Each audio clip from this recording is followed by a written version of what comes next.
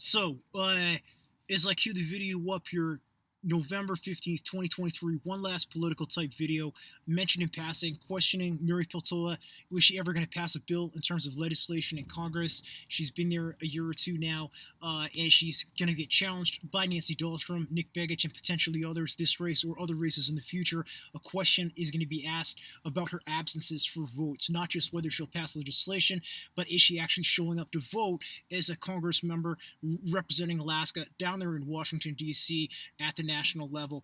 Is it a pattern? Is it a pattern? And this is what other people said on Twitter, on social media. Please fact check me on this because I could be wrong. But they were saying, tweets were saying, there's a pattern of her not showing up to vote in Congress down there for multiple different bills and just simply being a no-show, simply being absent. And they were saying that this preceded RIP, the terrible accident and death of her late husband. So, and this was a pattern that was going on before that with a bunch of different votes. I don't know if that's true or not. I want to get that fact checked, but it's something to throw out there because I'm not encouraging people, like I said the other day, mentioning, will she, or just asking the question just yesterday, I guess it was, is she ever going to pass, legislation as a congressperson? But the hand in hand part of that is, we don't want to just make bills to make bills. Like Mitt Romney was saying about, what is that guy's name?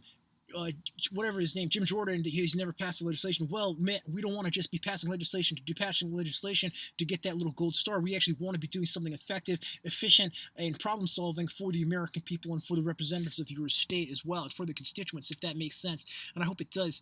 But going hand in hand and going beyond that, we want our Congress people to be showing up and voting. It's not just crafting bills and passing bills. It's voting for the bills that are on the table that other lawmakers also were the ones who crafted and created, if that makes sense. So if Mary's not even showing up to vote, whether it's this campaign or a future campaign, someone needs to challenge her on that. The media need to ask about that.